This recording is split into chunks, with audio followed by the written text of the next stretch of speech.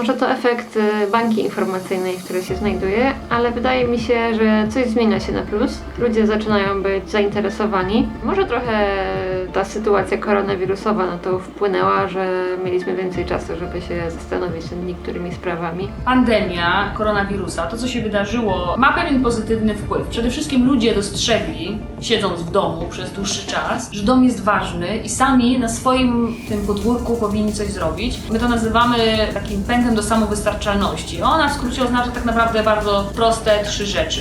Przede wszystkim chcemy uprawiać własne warzywa, chcemy mieć dostęp do dobrej żywności i coraz częściej stawiamy na rośliny w różnego rodzaju tego słowa znaczeniu. Rośliny, warzywa w domu, sami zaczynamy je uprawiać. Po drugie, dostrzegamy, że ważna jest woda, próbujemy zbierać deszczówkę, jeżeli mamy ogród, też na balkonie też to jest możliwe, zamykać obieg, oszczędzać tą wodę, zaczynamy dostrzegać ją jako cenny surowiec i to samo ma się do czynienia z różnymi innymi rzeczami w domu. Zaczynamy nadawać im drugie życie, upcyklingować, przerabiać, naprawiać, szanować nasze rzeczy po to, żeby trwały dłużej. No i kwestia energii. Każdy z nas potrzebuje energii. Energia będzie nam potrzebna jeszcze w najbliższych latach coraz bardziej do różnego rodzaju rzeczy, do naszych aktywności. Od samochodów elektrycznych po zwykłe ładowarki do telefonu. Coraz częściej ją cenimy, szanujemy, kupujemy sprzęty energooszczędne, używamy oświetlenia LEDowego, a w Polsce widać ogromny boom na fotowoltaikę. Ludzie, którzy kompletnie nie zdawali sobie sprawy, jak istotna jest segregacja śmieci,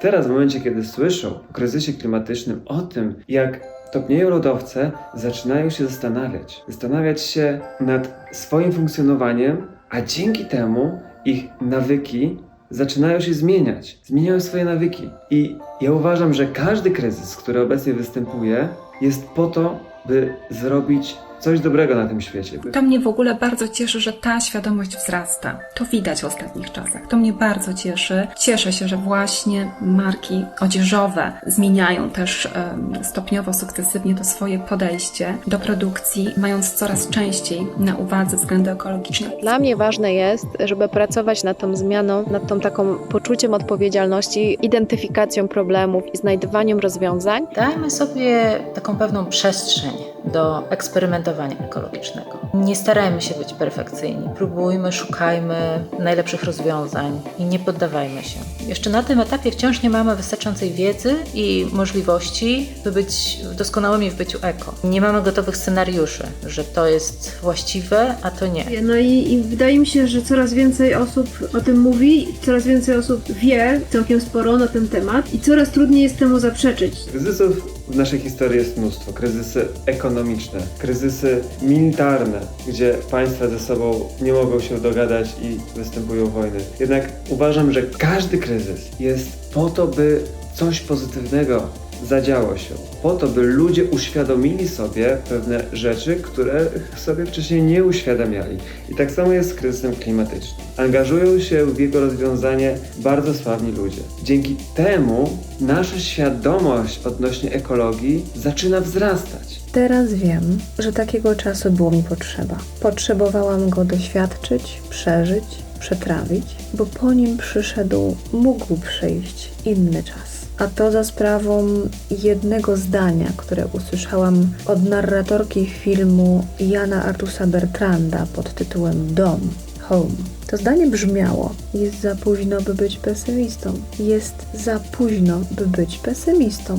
Czyli działaj. Miało to duży wpływ na moje postrzeganie obecnej sytuacji, siebie samej w świecie, tej sytuacji i moich działań, tych działań w skali mikro, tych nic. Jakie pozytywne zmiany zauważam? No to chyba przede wszystkim świadomość społeczeństwa rośnie i to mnie cieszy. Wydaje mi się, że jest ciągle tego za mało, ale przynajmniej o tym się sporo już mówi. Media podchwytują temat, jest sporo publikacji, które uświadamiają bieżących, naukowych, popularno-naukowych, także jeśli tak dalej pójdzie, no to może za 5 lat ta świadomość będzie dużo większa niż dzisiaj, a już na pewno jest dzisiaj dużo większa niż 5 lat temu. Że zmiany zmienia się nasza percepcja, zmienia się nasze podejście, że zaczynamy o tym myśleć, że chcemy się na ten temat uczyć się w szkołach, że uniwersytety oferują całkiem sporą ofertę studiów, kierunków z przyszłością, że rozmawiamy na ten temat na ulicach, że dyskutujemy na temat kwestii ekologicznych między sobą, pracy, w domu, na obiadach rodzinnych. Zmieniamy się i mam wrażenie, że powoli wyjście ze sklepu z siatką foliową albo chodzenie po mieście z butelką plastikową w ręce staje się wstydliwe. Znaczy mam dostęp do badań i robimy tych badań bardzo wiele, więc dostrzegam ogromne zmiany, szczególnie zajmując się jakby zawodowo zrównoważonym rozwojem od prawie 15 lat, że w Polsce rośnie świadomość. Na razie jest to świadomość na poziomie obaw, trosk. Nawet w ostatnich dwóch latach te obawy wzrosły o prawie 20% wśród naszych obywateli. To jakie pozytywne zmiany zauważam teraz, to, że jest coraz więcej ludzi, dla których ważne jest to, w jakim środowisku żyjemy, jakim oddychamy powietrzem, jaką wodę pijemy, to co zostanie dla kolejnych pokoleń. Widzę, że coraz więcej ludzi jest świadomych tego, że to od nas, od każdej poszczególnej jednostki zależy, jak będzie wyglądał świat za chwilę. I to nie jest wizja z Armagedonu, bo to się dzieje naprawdę i teraz jest czas, żeby panikować, ale i żeby działać, bo nikt inny za nas tego nie zrobi, więc każdy z nas ma wpływ teraz, w każdym działaniu. I jest mnóstwo przestrzeni do tego, żeby działać. Można to zrobić sukcesywnie, co tydzień na przykład wprowadzić jedną drobną zmianę w swoim życiu prywatnym bądź służbowym, dzięki czemu nasza planeta będzie zdrowsza. Zauważamy dużo pozytywnych zmian. Masę, naprawdę. Ludzie zaczęli Nie używać siatek. Tak, właśnie, z własnymi siatkami zaczęli przychodzić, to jest świetne. Zaczęli łapać deszczówkę, bo ta mała retencja jest tak bardzo ważna w naszych miastach. Zaczęli zwracać uwagi na to, skąd pochodzi na przykład bawełna i koszulków. Zaczęli wspierać polskie mamy. Zaczęli kupować w najbliższej okolicy, pomagając i wspierając małe biznesy. Zaczęli walczyć o drzewa. Jest masa takich drobnych rzeczy. Zaczęli pić wodę z kranu. Tak, zaczęli pić wodę. Jest masa rzeczy wokół nas, które zauważamy, że idziemy do przodu.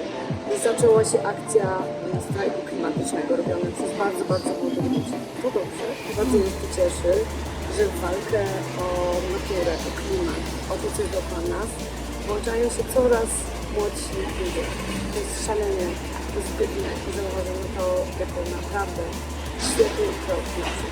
Tutaj na przykład sadzenie drzew, dbanie o zieleń, właśnie powstrzymanie wycinek, czyli budowanie ogrodów jest czymś odwrotnym do zmian klimatu i w ten sposób możemy na przykład w skali lokalnej polepszać zarówno i klimat, i nasze samopoczucie, budując właśnie ten taki system przyrodniczy, czy w miastach, czy na wsi. To mi się marzy, żeby były takie strefy, czy też strefki właściwie tak naprawdę płaty terenu, który jest pozostawiony sam sobie, albo taki mini lasek, który jest zasadzony gdzieś tam w środku pól albo terenów użytkowych, który będzie wzmacniał bioróżnorodność. Tak? Ale w życiu codziennym przede wszystkim uważam, że każdy, absolutnie każdy powinien mieć swój kompost.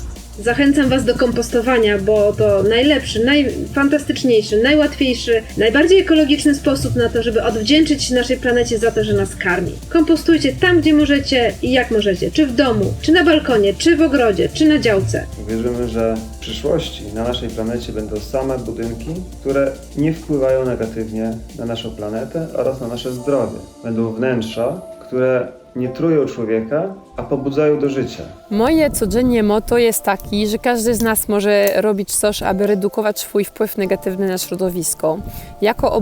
Jako konsument możemy redukować zasobów naturalnych, które używamy, możemy wdrążać zasady zero waste, możemy redukować zużycie plastiku. Myślę, że to dobry moment, by podejść do tego jako taki challenge. Lubimy wyzwania i zacząć się zmieniać. Mimo wszystko wierzę, że zmiana jest możliwa, jednak nie możemy czekać, aż wyrośnie kolejne świadome wagi problemu pokolenie. Trzeba zacząć działać już teraz.